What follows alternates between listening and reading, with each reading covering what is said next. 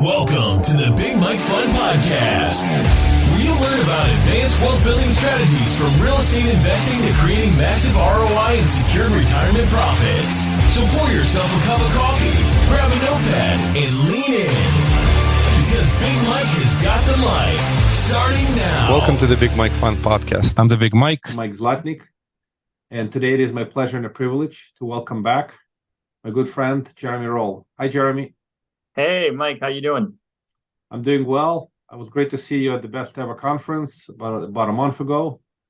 How have you been? I've been well, thank you. Yeah, that was a great conference. Those guys always do a fantastic job.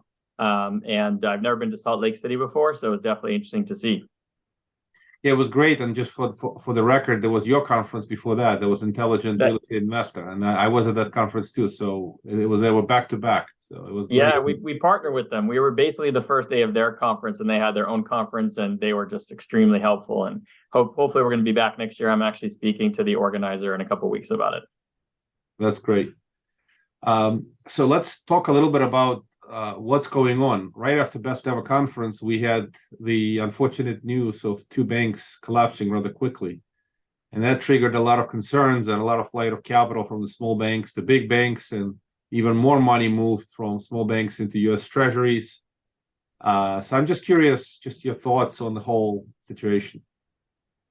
It's a very interesting situation. And now it's been a few weeks, so we don't need to get in all details. I think most people by now know what's going on because it was so impactful that everyone probably researched it. But what I will say is that if you have not researched what happened in the 80s in a kind of a similar fashion with interest rate increases and stuff, I strongly recommend you take a look at it. People, whenever I say to people, you realize that the probability is that these are not the only bank failures, right? And a lot of people don't really have an opinion on it yet. And I think it's very important to kind of understand what's most likely to come.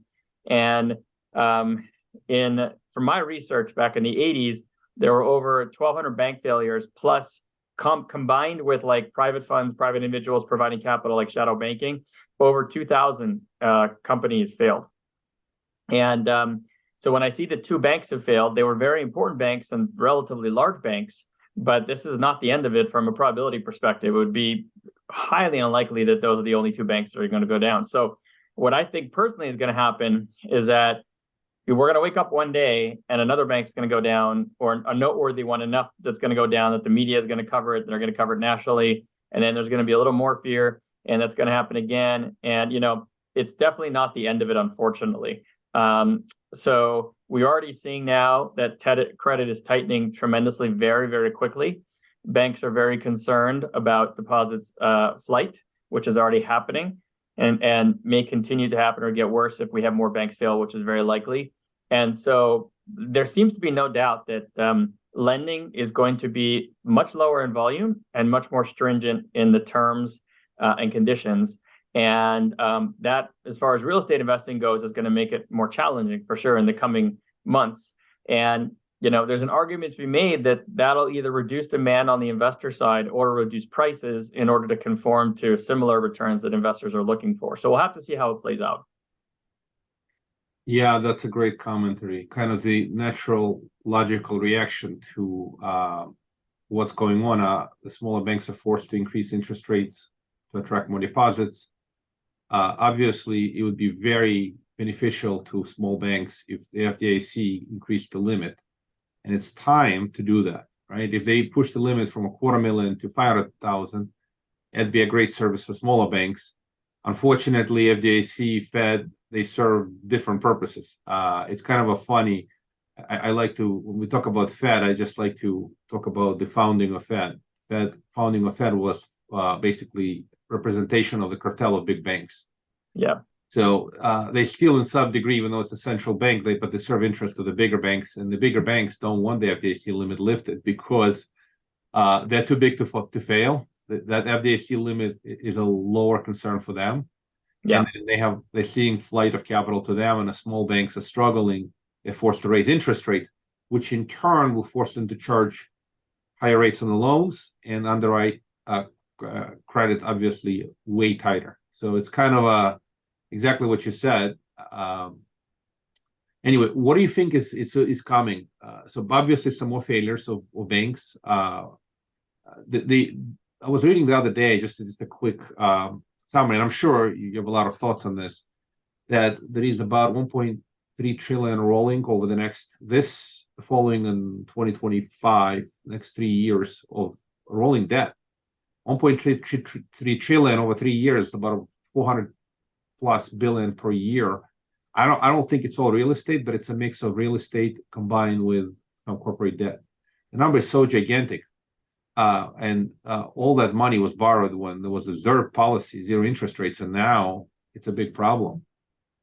Yeah, so it's actually interesting because if you look at some charts, let's take commercial real estate, because commercial real estate is getting, I think, the majority of the press coverage. And honestly, to an extent, for good reason, office space in some very large cities is just down tremendously as far as demand. Vacancies are way up. Some of these office You're referring buildings, to office, right? Specifically, yeah, to office. office for the most part. Some of them are going to have foreclosed.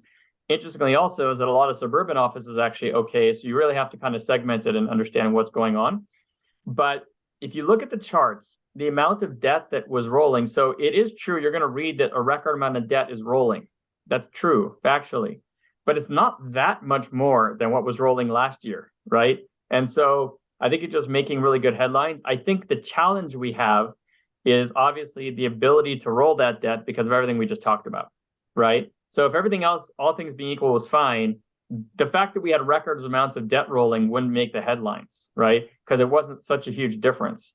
It's now that we're going to have that challenge of, of course, some of the challenge is going to be that if the banks reduce liquidity and the loan to values come down, which has already happened and is a natural reaction in this case to reduce risk for the banks, that's going to obviously result in some properties that may have been refinanceable to no longer be refinanceable, right?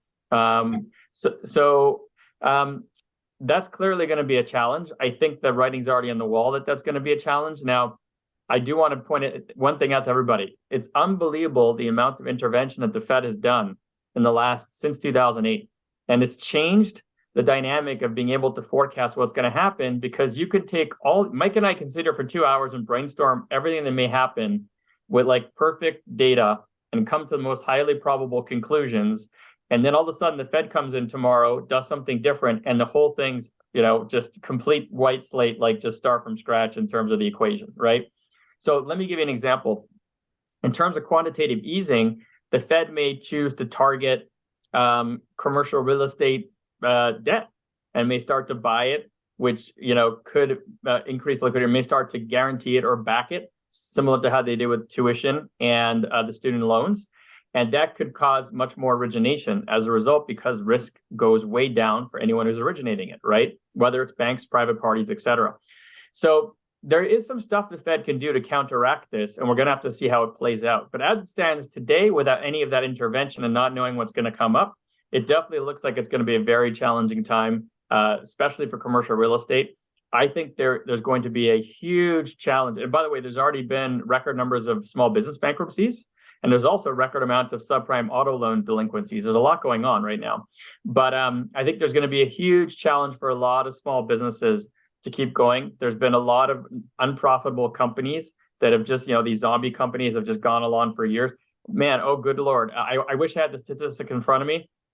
It was unbelievable the amount of publicly traded unicorn startups that still today, that went public in the last, say, 4 or 5 years, that still today are burning through money. Like most of them are still at a loss. And the big ones, all of the Ubers of the world. And I don't know what's going to happen with those, because they have to roll their own financing too, right? They just have to kind of keep the party going on a loss. And so we're going to have to see. In the end of the day, as much as I hate the concept of intervention rather than the free market, I do think that the government's going to step in and intervene again in some fashion, and is going to minimize or reduce some of all these effects. But that's impossible to forecast. That's the challenge. Yeah, great wisdom, and I happen to agree with you. Fed is maintaining their face, and they are still talking about fighting inflation and raising interest rates and not doing any easing this year. In my opinion, just like yours, they're going to have no choice. They're going to have so much pain, so many cracks in the ice they're going to have no choice and start easing sooner rather than later. Not only easing, start implementing some of these QE and related strategies. If I remember, even from the time that Silicon Valley and Signature Bank failed, the Fed had to undo what they did in their balance sheet tightening over a very short amount of time. So they tried to do QT, and then over a very short amount of time, they had to provide the liquidity necessary to basically just go back to where they were pre-tightening. Yeah, but this is a very important point, and this is what's so difficult to predict because they're actually still continuing down the QT with what they've been rolling off. Okay, the assets they've been rolling off, which actually includes some of the mortgage-backed securities. Okay, on the other side of the table, so they're targeting, right? Because on the other side, they're opening up liquidity here on this side, right? I don't know if you can see my hand, but then they're tightening on this side. And the net effect, to Mike's point, is that it's even. But the problem is that as an investor, you have to pay very close attention to what's actually getting liquidity and what's actually still tightening, because their argument is that they're still tightening. And in some ways they are. They're just ignoring the other piece of it when they say that, right? And they can theoretically increase interest rates at the same time as making credit more available, technically, right? So I'm just saying they could do all these things, and that's what we have to watch out for, and that's what's very difficult to forecast. They may try to achieve that type of balance to be very targeted to avoid major crises while still trying to rein in employment and other things to reduce the inflation. And that's what's going to be just fascinating to watch, honestly. Yeah, that's right. And the all-powerful Fed is kind of we've gotten the U.S. economy is just so dependent on a central bank action. It's almost unreal that we are a large, we are world leading, still world leading country. Although over time it looks like China is stepping on our toes, but in the short run we're still the leader, and we're heavily dependent on a small group, fairly small group of academicians, effectively making the decisions where the country is going to go. And it's almost counterintuitive because the capitalism is based on free enterprise. But what Fed is doing is central planning. If you think about it, as much as the policy, the central plan. I mean, it is a plan, and they're executing on it. And the problem with that is at times they don't know. They literally don't know what's going to happen, and they're forced to take action, and they're moving. They're pushing buttons and pulling levers that are of gigantic proportion, and they can put economy in a terrible downspin before they realize it. And it's unfortunate that we have to be sort of so much dependent on intervention of Fed to solve problems, and it seems to be getting bigger and bigger with every cycle of problems. That's exactly right. And so why that's so challenging. So how that impacts me as a full-time investor, passive investor, is that I used to be able to take past history and kind of try to apply probabilities of what was going to happen in the future, assuming very little or no intervention, a long time ago. And if you put the time and work into that and really did the homework, you could reduce your risk and at least also reduce your risk of avoiding major landmines. But now, with the Fed picking and choosing where the quantitative easing is going and not, and all this, it's almost like you could get lucky depending on what the Fed does or doesn't do, as opposed to actually doing the work and understanding what's going on in the underlying surface. And that's very frustrating, probably for you, but also for me, for sure. But I continue to do the same thing and just try to do my best at trying to avoid the landmines. Yeah, agreed. All we can do, it's almost as we're trying to provide market updates, it's becoming more and more challenging. What we do know, it's data dependent, and data is in arrears, right? That's pretty clear. Two, they're almost done tightening, at least on the surface, right? And then whether they're going to ease or not, that's speculative. But the only thing that we can predict is sort of a short duration rate. So it's very difficult to predict what's going to happen with long duration rate. And there's a big unknown, and the impact of long duration rate are gigantic on the economy. And that's the big concern, is that 0 to 5% over 1 year after years of zero interest rate policy is just so dangerous, and nobody knows exactly what it can do. This is unprecedented times for multiple reasons. It's like this never happened before, number one. Number two, the Fed response is highly unknown, very difficult to predict. The risk light is on, it's getting redder, kind of brighter and brighter. And what do investors do? And that's why a lot of people are sitting on sidelines and just waiting for something really exciting to happen, but it's unclear what it is. Yeah, I think it's also fascinating watching the stock market, even though I don't invest in it, I haven't since 2007.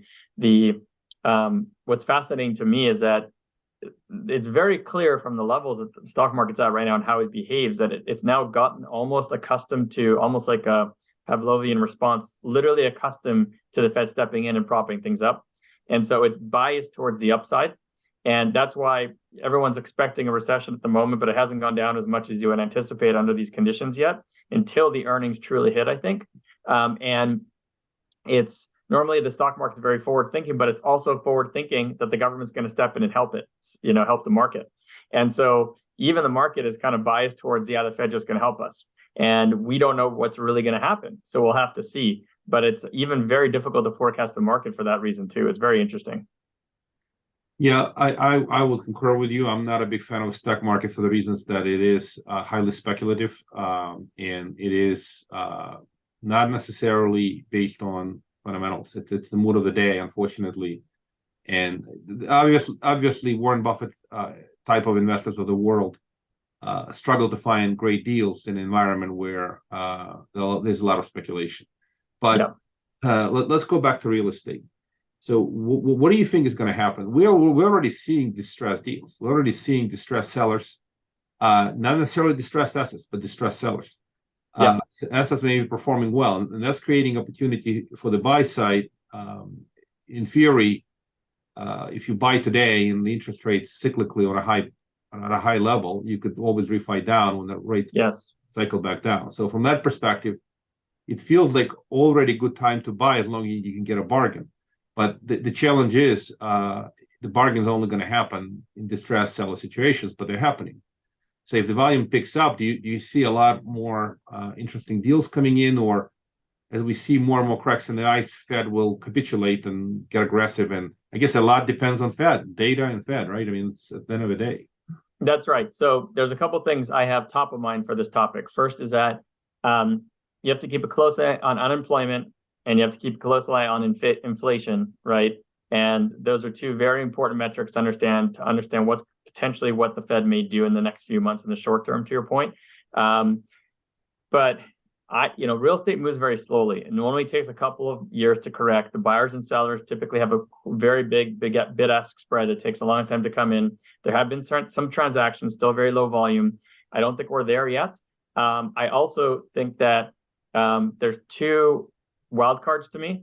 Number one is the possibility of a recession.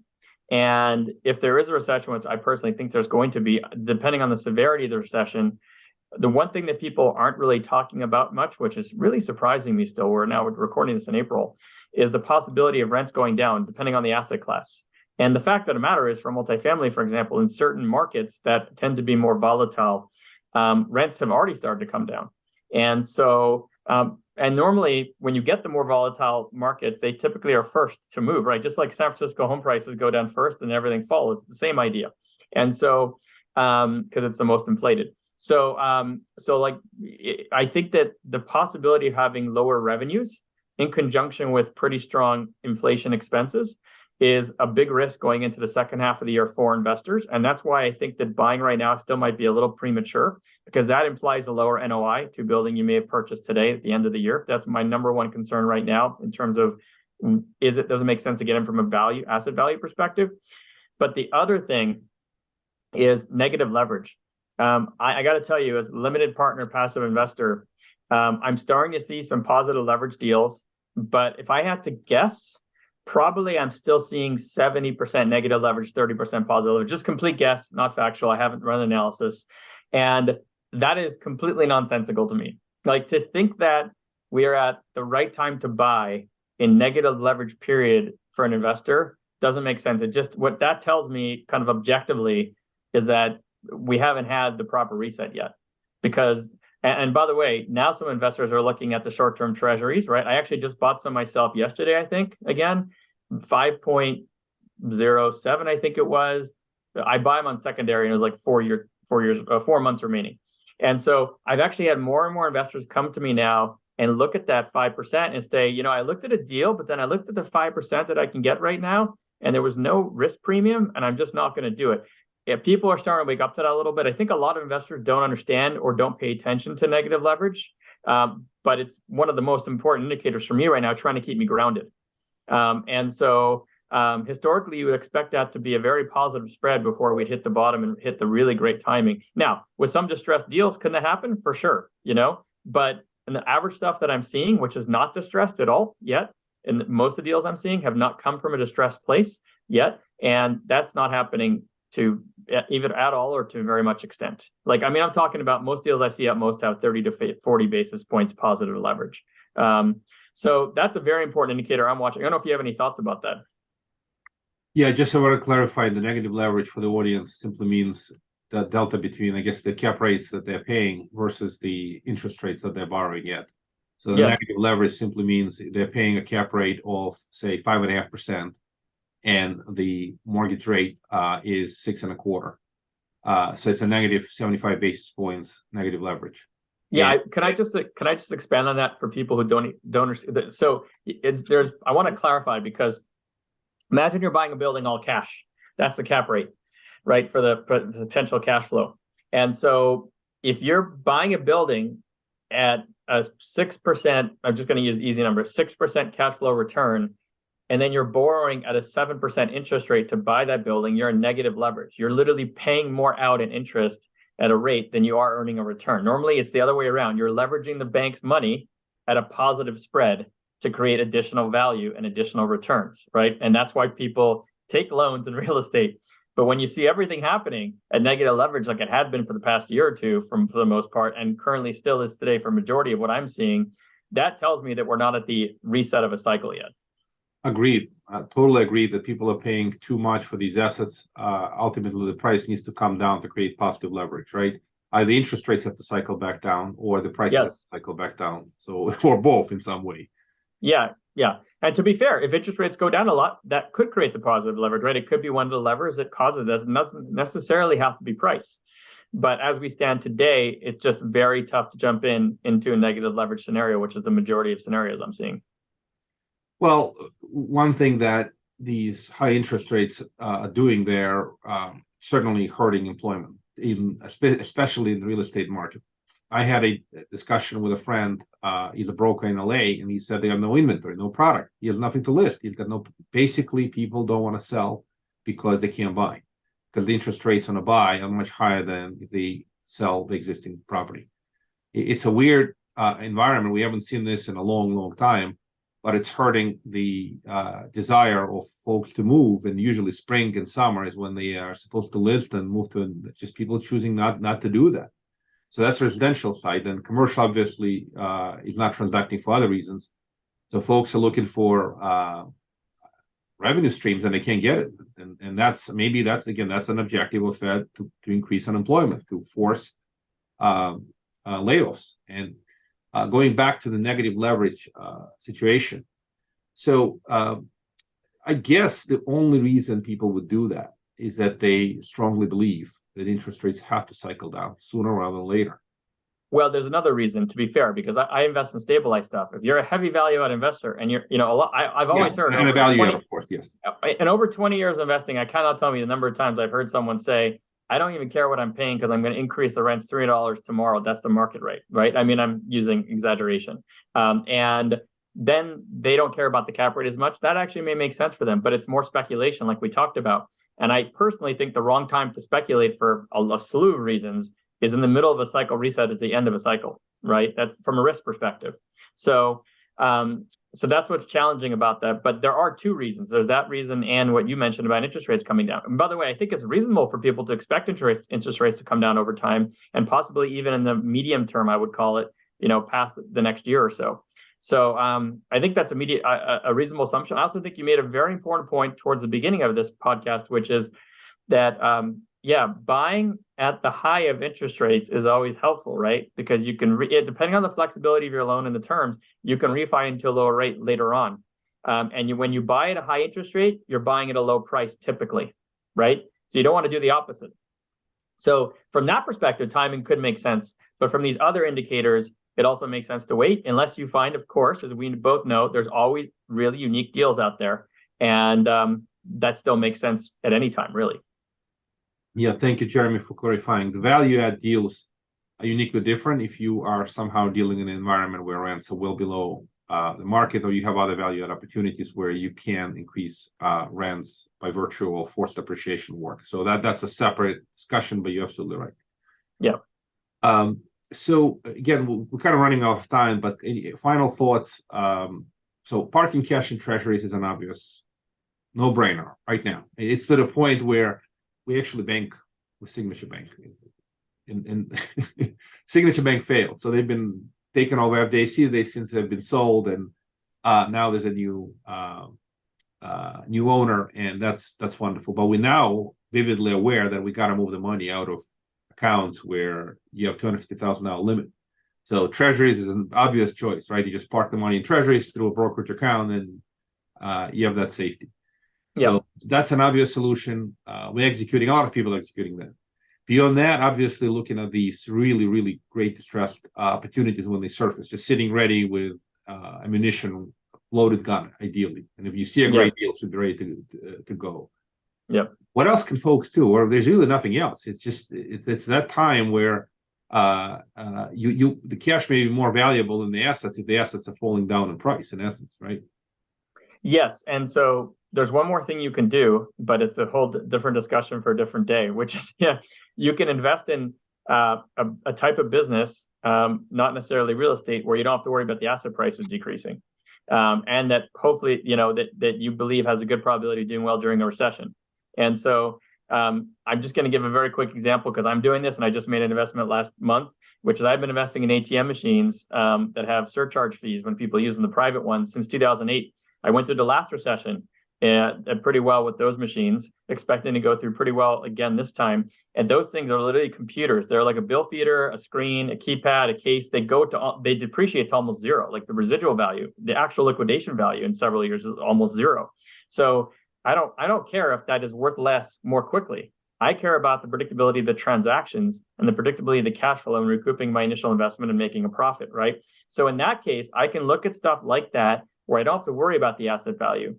But in most cases, you are looking at an asset value. And to your point, you have to go into unique deals right now to create padding in case the asset value goes down. That's kind of the way to look at it at the moment, right? In case it goes down for the reasons we talked about today, all the many potential reasons we talked about today. So to your point, Mike, it is mostly on the sidelines, except for unique opportunities, treasuries, and something that we don't have to worry about an asset value going down. Yeah, I appreciate the clarification. I've certainly heard of the ATM investments. We don't do any of that, but it is a interesting strategy with no value on the ad, very little. Once the machine 5 or 6 years down the road, you just got to get enough cash flow out of it so that it's worth, I guess it's almost like over 5-6 years, it needs to pay you the right interest and fully amortize the investment.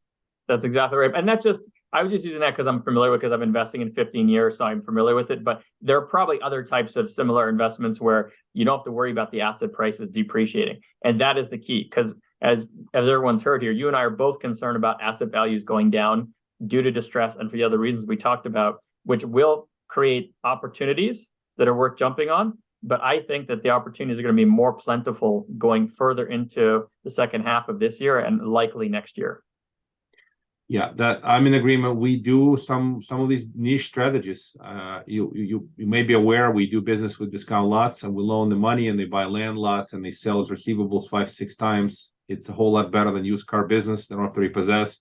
They never transfer the title. And this is an example of a niche strategy. And we had a call with them today, and they're cranking. People are still buying land, and they still want their piece of American dream, and they go use it for recreational needs, go dirt bikes or shoot guns or erect a camping ground. It seems to be kind of still a good business, even they're not interest rate sensitive at all. And anyway, but I'm in agreement with you. Some kind of niche strategy or combined with the safety of the treasuries or really opportunistic. We have an interesting deal coming up in the shopping plaza space where a distressed REIT publicly traded REIT has to sell. And we're working with the operator who's locked it up at a great price. And it's almost amazing. That whole sector is a bit disliked. But Yes. the fact that they're not building them anymore, the new supply is not coming forward. So if you get a great location, great asset, then you can value add, lease up empty space and sell out parcels. You could get phenomenal cash flows and great returns. But it's a very niche business. And like you said, it's a niche strategy not a lot of people are doing.